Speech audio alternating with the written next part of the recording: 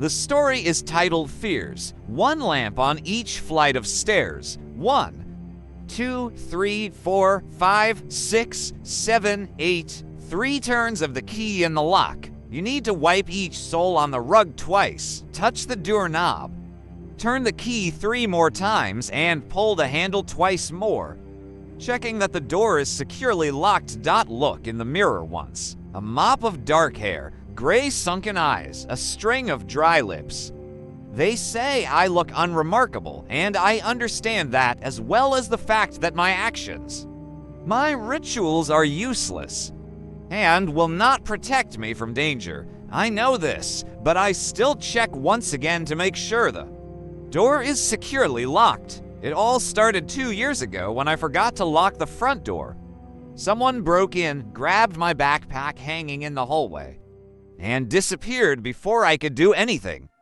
The police were of no help in the search, and I lost nothing of value except my own peace of mind. Fear is constantly hungry, and it needs food to live, which I generously gave it. The constant memory that the door should be closed turned into a mania, and the mania grew into protective rituals and habits. The thought that someone could get into the house without my knowledge was unbearable. I checked the door, then checked it again, thinking that I had forgotten to do it at first and did not trust myself. After a while, I pulled the doorknob twice, entering and leaving the apartment, slowly memorizing every gesture. But fear wasn't enough, and the habit spread to others.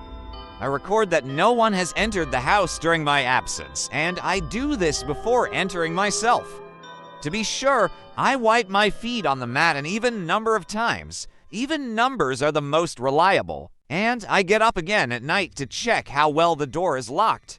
I don't get enough sleep, but I'm safe. The fear displaced by the protective rituals has receded. I healed almost normally until one day the ritual was stopped, trivially and rudely, as I walked up to my door. I carefully counted the lamps and made the right number of turns with the key in the lock.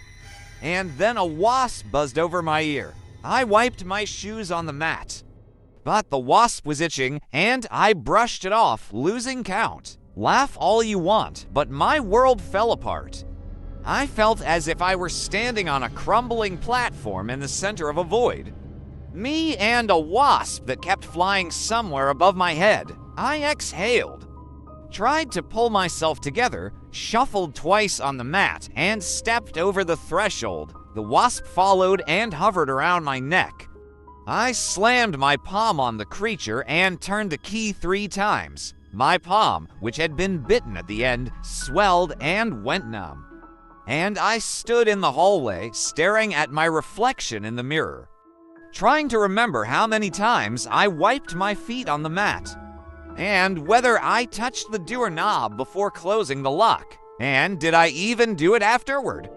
It was unlikely that anyone would be able to give me an answer except myself. And I remained silent, feeling the fear creeping in. The door was locked for sure, but the irrational feeling was growing like a tidal wave. I touched the door handle twice and went into the room. But I knew that this would not save me. The protective ritual was interrupted. At night, I slept even worse than usual. It was hot and cold.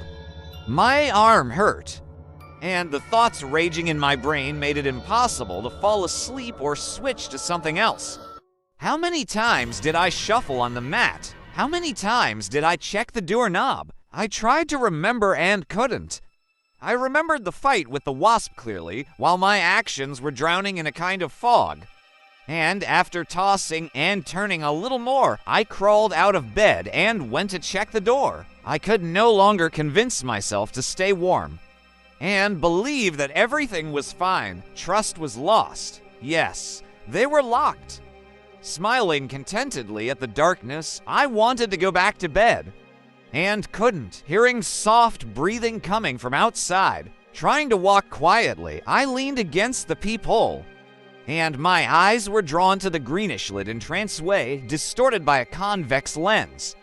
And there was someone there, motionless and long. He was standing just outside the door, waiting. I could feel the gaze directed directly at me through the steel and door upholstery. He knew that the ritual was broken and he was waiting for something. I don't know how long I sat on the floor of the corridor in complete darkness, listening to the measured, hoarse breathing behind me. Several times I got up, looking through the peephole, but he was not going anywhere, and I couldn't dare to press the doorknob again to check how securely the apartment was locked.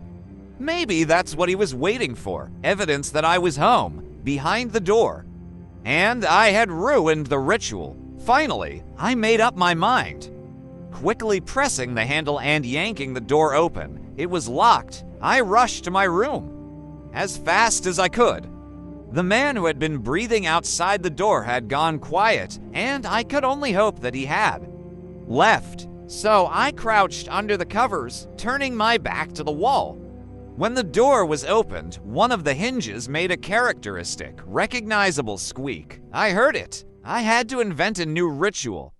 And looking through the gap between the blanket and the bed, I tried to find something to count.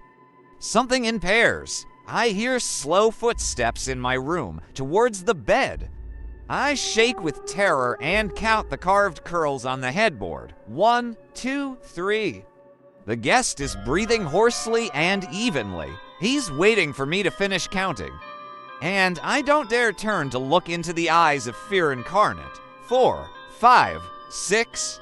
I pull back the edge of the blanket slightly to see the other curls. I see the edge of a pale, elongated silhouette and, stunned, continue to count, silently moving my lips. 7, 8, 9. That's it. With a raspy sigh. He pulls the blanket off me, and the last thing I see are 9 round, unblinking eyes.